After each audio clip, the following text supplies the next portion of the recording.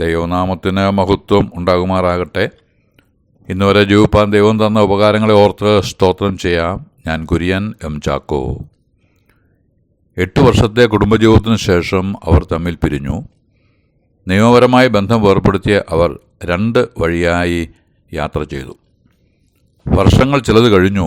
കമ്പനികൾ അവരുടെ ഏറ്റവും സമർത്ഥരായ ഒരാളെ വീതം തിരഞ്ഞെടുത്ത് പ്രത്യേകമായി ക്രമീകരിക്കപ്പെട്ട കോൺഫറൻസിന് അയച്ചു. വ്യത്യസ്ത ദേശങ്ങളിൽ നിന്നായി എത്തിച്ചേർന്ന വിശിഷ്ട അതിഥികളെ ഹോട്ടലുകാർ സ്വീകരിച്ചു. ഭക്ഷണ സമയമായപ്പോൾ തനിക്ക് അഭിമുഖമായി ഇരിക്കുന്ന ആളെ കണ്ട് ഇരുവരും അത്ഭുതം കൂറി. യാദൃശ്യമായി ഇങ്ങനെയും സംഭവിക്കുമോ? മേശപ്പുറത്തിരുന്ന മെനു നോക്കി അവൾ ഭക്ഷണം ഓർഡർ ചെയ്തു. ഭക്ഷണം എത്തിയപ്പോൾ എല്ലാം അയാൾക്ക് ഇഷ്ടപ്പെട്ടത് തന്നെ. ഭക്ഷണം കഴിക്കുന്നതിനിടയിൽ അയാൾ ചിന്തിച്ചു, ഇവൾ ഇപ്പോഴും എൻ്റെ ഇഷ്ടം ഓർത്തിരിക്കുന്നു. ഒരിക്കൽ പോലും അവളുടെ ഇഷ്ടം മനസ്സിലാക്കാനോ ചോദിക്കാനോ ഞാൻ തുനിഞ്ഞിട്ടില്ല. എന്തിന്, ഒന്ന് അടുത്തിരുന്ന് അല്പനേരം സംസാരിപ്പാൻ പോലും സമയം കണ്ടെത്തിയിട്ടില്ല. അതുതന്നെയാണല്ലോ തമ്മിൽ പിരിയേണ്ടിയും വന്നത്. യാന്ത്രികമായി ഭക്ഷണം കഴിച്ചു. കൈ കഴുകുവാൻ എഴുന്നേറ്റ സമയത്ത് പതിഞ്ഞ സ്വരത്തിൽ അയാൾ ചോദിച്ചു, നമുക്ക് തമ്മിൽ ഒരിക്കൽ കൂടി വിവാഹം കഴിച്ചാലോ? യഥാർത്ഥ സ്നേഹത്തെക്കുറിച്ച് കാർഡിനൽ ന്യൂമാൻ നിർവചിച്ചത് ഇപ്രകാരമാണ്: ദീർഘമായ ക്ഷമയും സഹനവും അതിലുണ്ട്. നിഷ്കളങ്കതയും ദയയും സൗമ്യതയും ചേരുന്നിടമാണ് സ്നേഹം. നിസ്വാർത്ഥതയും ഹൃദയശുദ്ധിയും അവിടെയുണ്ട്.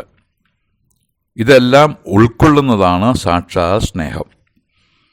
മാതാപിതാക്കൾക്ക് മക്കളോടും മക്കൾക്ക് മാതാപിതാക്കളോടും ഉള്ള സ്നേഹവും, സഹോദരി സഹോദരന്മാർക്ക് തമ്മിലും സുഹൃത്തുക്കൾക്ക് തമ്മിലുമുള്ള സ്നേഹവും എന്നു വേണ്ട, എളിയവരോട് കാണിക്കുന്ന കരുണ പോലും സ്വാർത്ഥതയുടെ പിൻചരടോടു കൂടിയത് ആയിരിക്കും. തകർന്ന ജീവിതത്തെ പുനരുദ്ധരിക്കുകയും വീണ്ടും പണിയുകയും ചെയ്യുക എന്നതാണ് സാക്ഷാത് സ്നേഹത്തിൻ്റെ ധർമ്മം. ഉദാത്തമായ സ്നേഹത്തിൻ്റെ പ്രേരണ കൂടാതെ ഇത് ഒന്നും സാധ്യമാവുകയില്ല. ധന്യനായിരിക്കുന്ന പൗലോസ് സ്നേഹത്തെക്കുറിച്ചാണ് കൊരിന്ത്യർക്ക് എഴുതിയ 1-ാം ലേഖനം അതിൻ്റെ 13-ാം അധ്യായം മുഴുവനും വിവരിക്കുന്നത്. മനുഷ്യരുടെയും ദൂതന്മാരുടെയും ഭാഷ സംസാരിപ്പാൻ എനിക്ക് കഴിവുണ്ടായാലും സ്നേഹമില്ല എങ്കിൽ മുഴങ്ങുന്ന ലോഹവസ്തു പോലെയാണ്. പ്രവചനപരവും വലിയ ഭാവിയെക്കുറിച്ചുള്ള അറിവുണ്ടെങ്കിലും സ്നേഹമില്ലെങ്കിൽ ഏതുമില്ല. ദേഹദണ്ണം ചെയ്താലും അന്നദാനം ചെയ്താലും സ്നേഹത്തിൻ്റെ ആത്മാവിലല്ല എങ്കിൽ അത് ആത്മീയ നിലയിൽ പ്രയോജനം ഇല്ലാത്തതാണ്. സ്നേഹത്തിന് ചില പ്രത്യേകതകളുണ്ട്. അത് ദീർഘക്ഷമയുള്ളതും ദയ കാണിക്കുന്നതുമാണ്. അനീതിയിൽ സന്തോഷിക്കാതെ സത്യത്തിൽ സന്തോഷിക്കും. ക്ഷമിക്കാനും സഹിപ്പാനും സ്നേഹത്തിനേ കഴിയൂ. ഈ സ്നേഹമാണ് മനുഷ്യരിൽ വിളങ്ങേണ്ടത്. വിശിഷ്യ കുടുംബജീവിതത്തിൽ വെളിപ്പെട്ട് കാണേണ്ടത് ഈ സ്നേഹമാണ്. എഫെസ്യ ലേഖനം 5-ാം അധ്യായത്തിൻ്റെ 22 മുതൽ 31 വരെയുള്ള വാക്യങ്ങളിൽ ഭർത്താവിനെയും ഭാര്യയെയും അവരുടെ കർത്തവ്യങ്ങളെയും വ്യക്തമായിട്ട് വിവരിക്കുന്നുള്ളു. ഈ സ്ഥലത്ത് അവർക്ക് മാതൃകയാക്കാൻ കഴിയേണ്ടതിന് സഭാകാന്തനായ കർത്താവായ യേശുവിൻ്റെ മാതൃക ചൂണ്ടിക്കാണിച്ച് കാര്യം വ്യക്തമാക്കുകയും ചെയ്യുന്നുണ്ട്. അതായത് കർത്താവിനെയും സഭയെയും ചൂണ്ടി ഭർത്താവിനും ഭാര്യയ്ക്കുമുള്ള ബുദ്ധിയുപദേശം നൽകുന്നു എന്ന് സാരം. ഇരുവർക്കും തുല്യമായ ഉപദേശമാണ് നൽകുന്നത് എങ്കിലും സഭാകാന്തൻ സഭയെ കരുതിയ വിധത്തെ ചേർത്ത് വായിക്കുമ്പോൾ ഭർത്താക്കന്മാർക്കുള്ള പാഠങ്ങളാണ് കൂടുതൽ ഉള്ളത്. ഭർത്താക്കന്മാരെ, ക്രിസ്തുവും സഭയെ സ്നേഹിച്ചതുപോലെ നിങ്ങളുടെ ഭാര്യമാരെ സ്നേഹിപ്പിൻ.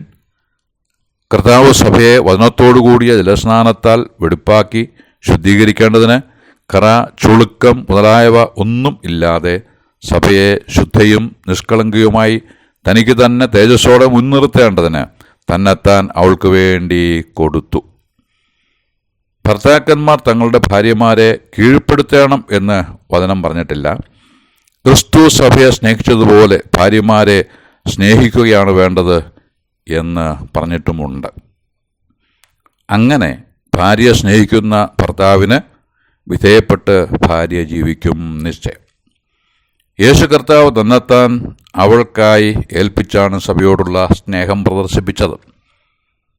തൻ്റെ കാന്തയായി അവളെ വിലയ്ക്ക് വാങ്ങുവാൻ വലിയൊരു വില കൊടുത്തു. ഹവയെ ആദാമിൻ്റെ മാർബിൽ നിന്ന് എടുത്തതുപോലെ സഭയെ രക്ഷകൻ്റെ പിളർന്ന ചങ്കിൽ നിന്നും അവിടുന്ന് സൃഷ്ടിച്ചെടുത്തു. എന്തൊരത്ഭുതം! എത്ര മനോഹരമായ ചിന്ത! ഈ കാലയളവിൽ തൻ്റെ സഭയോടുള്ള സ്നേഹം വിശദീകരണ വേലയാൽ കാണപ്പെടുന്നു. വിശദീകരിക്കുന്നു എന്നതുകൊണ്ട് അർത്ഥമാക്കുന്നത് വേർതിരിക്കുക എന്നാണ്. സ്ഥാനീയപരമായി സഭ വിശദീകരിക്കപ്പെട്ടു കഴിഞ്ഞു. പ്രായോഗികമായി ദൈനംദിന വേർതിരിക്കപ്പെടലിൽ ഏർപ്പെട്ടുകൊണ്ട് ഇരിക്കുന്നു. സാൻമാർഗികമായും ആത്മീകമായും ഉള്ള ഒരുക്കത്തിൻ്റെ പ്രക്രിയയിലൂടെ സഭയെ അഥവാ സഭയിലുള്ളവരെ നടത്തുന്നു. എസ്തേറിൻ്റെ പുസ്തകം 2:12 മുതൽ 16 വരെയുള്ള വാക്യങ്ങളിൽ എസ്തേർ അഹശ്വേരോശ് രാജാവിന് മുമ്പാകെ തന്നെത്താൻ മുഖം കാണിക്കുന്നതിന് വേണ്ടി 1 കൊല്ലത്തോളം ഒരുങ്ങിയതുപോലെ സഭാകാന്തനെ നേരിൽ കാണുവാൻ വേണ്ടിയാണ് നമുക്ക് ഈ ഒരു കാലയളവ് തന്നിരിക്കുന്നത്. ഈ ഒരുക്കം വനത്തോടുകൂടിയ ജലസ്നാനത്താലാണ് എന്ന് പറഞ്ഞിരിക്കുന്നു. ഇതിൻ്റെ അർത്ഥം എന്തെന്നാൽ വിശ്വാസിയുടെ ജീവിതം വചനകേൾവിയാലും അതിൻ്റെ അനുസരണത്താലും വെളിപ്പെടുന്നു എന്നത്രേ. യേശു കർത്താവ് തൻ്റെ ശിഷ്യന്മാരോട് പറഞ്ഞത് യോഹന്നാന് സുവിശേഷം 15:3 രേഖപ്പെടുത്തിയിരിക്കുന്നു. ഞാൻ നിങ്ങളോട് സംസാരിച്ച വചനം മൂലം നിങ്ങളിപ്പോൾ ശുദ്ധിയുള്ളവരാകുന്നു. വീണ്ടും 17:17 വചനത്താലുള്ള ശുദ്ധീകരണത്തെക്കുറിച്ച് പറയുന്നുണ്ട്. സത്യത്താൽ അവരെ ശുദ്ധീകരിക്കണമേ, നിന്റെ വചനം സത്യമാകുന്നു. ക്രിസ്തുവിൻ്റെ രക്തം പാപത്തിൻ്റെ ശിക്ഷയിൽ നിന്ന് ഒരു മനുഷ്യന് എന്നേക്കുമായി വിടുതൽ നൽകുന്നു. അനുദിന ജീവിതത്തിൽ ദൈവത്തിൻ്റെ വചനമാകുന്ന ജലത്താൽ പാപത്തിൻ്റെ കറയിൽ നിന്ന് നമ്മെ കഴുകി ശുദ്ധനാക്കുന്നു.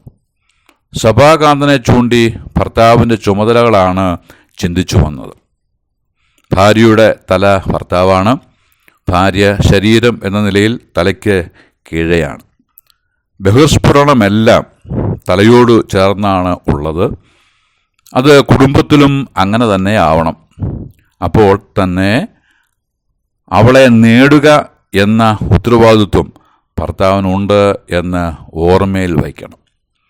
അതിനുവേണ്ടി ക്ഷമിക്കാനും സഹിപ്പാനും വിട്ടുവീഴ്ച ചെയ്ത് സ്നേഹം പ്രകടിപ്പിക്കാനും തയ്യാറായാൽ ഒരു കുടുംബവും തകരില്ല.